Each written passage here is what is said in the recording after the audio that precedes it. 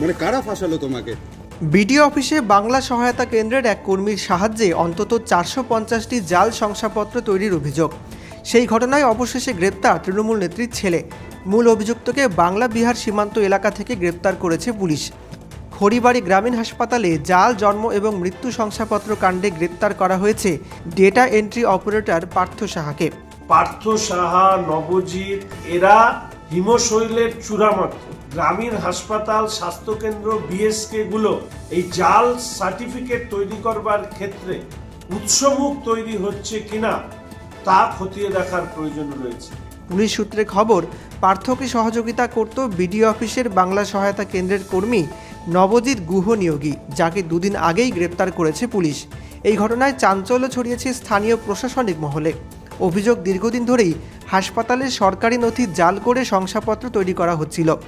তদন্তে উঠে এসেছে স্থানীয় প্রভাবশালী রাজনৈতিক যোগের ইঙ্গিত। এই ঘটনার পরই বিস্ফোরক মন্তব্য করলেন শিলিগুড়ির বিজেপি বিধায়ক শঙ্কর ঘোষ। স্বাস্থ্য দপ্তর যদি এদের বিরুদ্ধে সঠিক ব্যবস্থা না নেয় তাহলে আমরা জনস্বার্থ মামলা দায়ের করতে বাধ্য হব।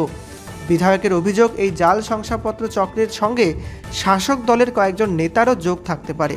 খড়িবাড়ি গ্রামীণ হসপিটালের জাল শংসাপত্র জন্ম মৃত্যু তৈরি করবার ক্ষেত্রে অন্যতম ভূমিকা যার ছিল তৃণমূল কংগ্রেসের নেত্রীর ছেলে বলে শুনেছি, পার্থ সাহা।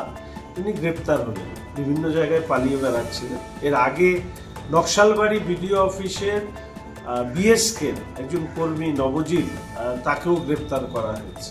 এই দীর্ঘদিন ধরে যে কথা আমরা বলে এসেছি যে রাজ্যের স্বাস্থ্য দপ্তর যদি সঠিক ব্যবস্থা না নেয় তাহলে জনস্বার্থ মামলা দায়ের করা হবে সিবিআই কে যাতে তদন্ত করে দেখবার জন্য। তার ফলশ্রুতিতে পুলিশ নড়ে চড়ে বসেছে। আমি আবার বলছি যে পার্থ সাহা, নবজিৎ এরা শুধুমাত্র হিমশৈলের চূড়ামাত্র।